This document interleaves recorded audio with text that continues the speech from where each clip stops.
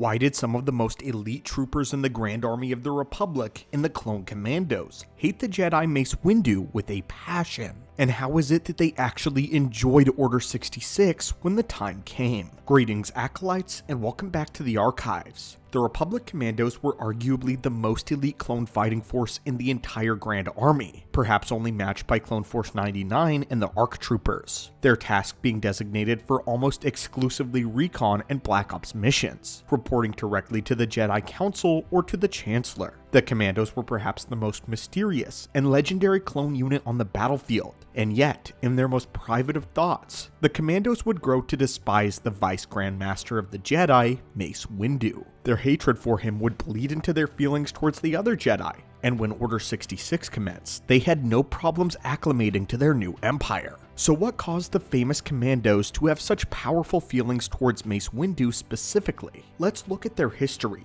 The Clone Commandos were only the second batch to ever be produced by the Kaminoans, right after the failed Null-class ARC Trooper prototype. The Commandos were the first wave of successful clones. The Republic Commandos were put aside at the request of Jango Fett. Jango, who desired to train a special cast of troopers to handle missions he knew that regular clones would not be able to. But of course, Jango's real reasoning was to pass on the Mandalorian teachings to many of his own clones, along with his own specialized training. Jango Fett hand-selected 100 elite warriors to serve as sergeants to train up the Commandos. 75 of these men were Mandalorian mercenaries, which included a man by the name of Kal Skirata. The Commandos would get a full education in the methods of the Mandalorians and how they conducted themselves in combat and teamwork, becoming an unstoppable force when in groups. The specific kind of skills that the Commandos were given made them unsuitable for open infantry-style combat like the Regs, or solo missions like the ARC Troopers. The Commandos were destined for more, and were unparalleled in their combat prowess when in a squad. Their teamwork was impeccable. Their synchrony and efficiency would become legendary as the Clone Wars progressed. But during their training, the Commandos, who were still a fresh batch of clones having just been grown, basically imprinted on their Mandalorian trainers. This caused them to not only adopt personality traits from their sergeants, but they also became obsessed with Mandalorian culture.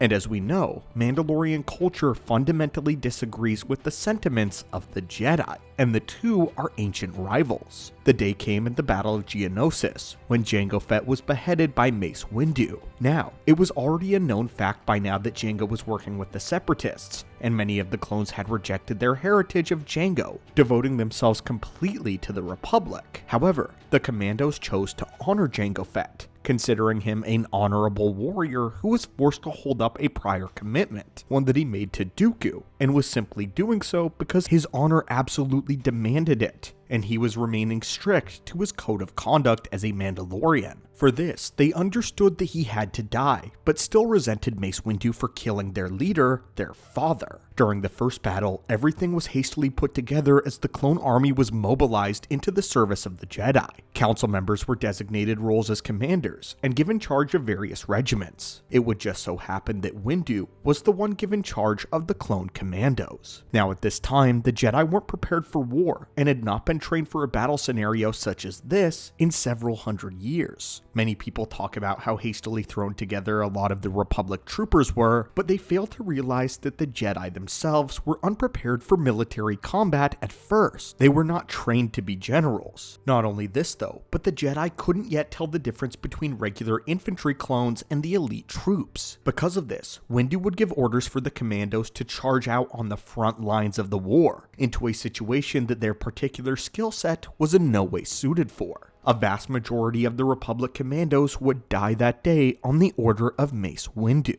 an elite unit that was very good at assassination, sabotage, subterfuge, and they were completely wasted on open infantry and mowed down by droids because of the ignorance of Windu. Only a small number of Commandos would survive the first day, and they divided into smaller squadrons of 3 notable groups, that being Delta Squad, Omega Squad, and Foxtrot Squad. Delta would be the ones who finally went behind the scenes on Geonosis and carried out a critical mission. After this day, very few of the Commandos would ever agree to work with the Jedi again, not trusting in the leadership of any of them, especially Windu. They missed the days of being in the charge of the Mandalorians who knew what they were and could give orders according to their skills and their advantages as a team. While they were loyal to the Republic and answered directly to the Council, they much preferred to work alone, and they would avoid contact with almost all Jedi, especially Windu, whose name was now forever tarnished among the Republic Commandos. Not only had they murdered their father, a man who they deeply respected, but nearly all of this rare and elite squad was obliterated over the course of a single day thanks to Windu. But this did more than just draw resentment from the Jedi. It would also serve to drive the Commandos deeper into their investment into the Mandalorian culture. Many of their regs would regard the Commandos as the greatest clone troopers that ever lived, and they were known for their exploits. However, there were some troopers who saw their fascination with Mandalorian culture as disgraceful. This was due to a tragedy that occurred during the course of the war. A rogue clone would ally with a separatist allied Mandalorian cell and launched an entire raid on Kamino. One of their own allied with the Mandalorians to kill his brothers. Although the troopers and the Commandos managed to defend Kamino, there was still a severe hatred for Mandalorians among the Grand Army, especially by the 2nd Airborne Company, who would show open disdain towards Omega Squad for their continued love of Mando culture. Despite being scorned by many of their brothers, the Republic Commandos were still fiercely loyal to the Republic and lived or died on that hill. By the time of Order 66, the Commandos were plenty eager to execute their new task. Most of them had no problem transitioning to the Empire when the new order was instated. However, not all of them liked what the Republic was becoming, and several in Omega Squad would actually defect to Mandalore. This, of course, is in Legends continuity back when the inhibitor chips were not a factor yet. However, for the majority of the Republic Commandos who stayed with the Empire,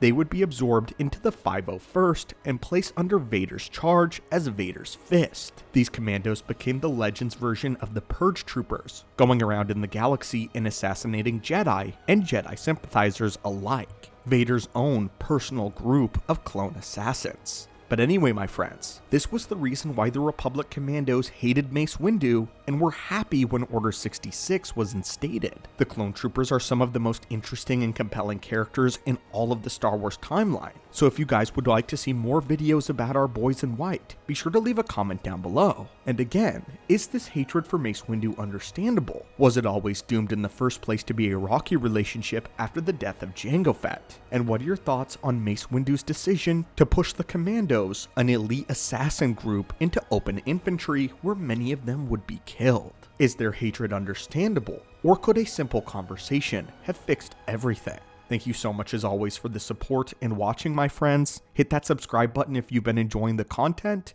and may the Force be with you.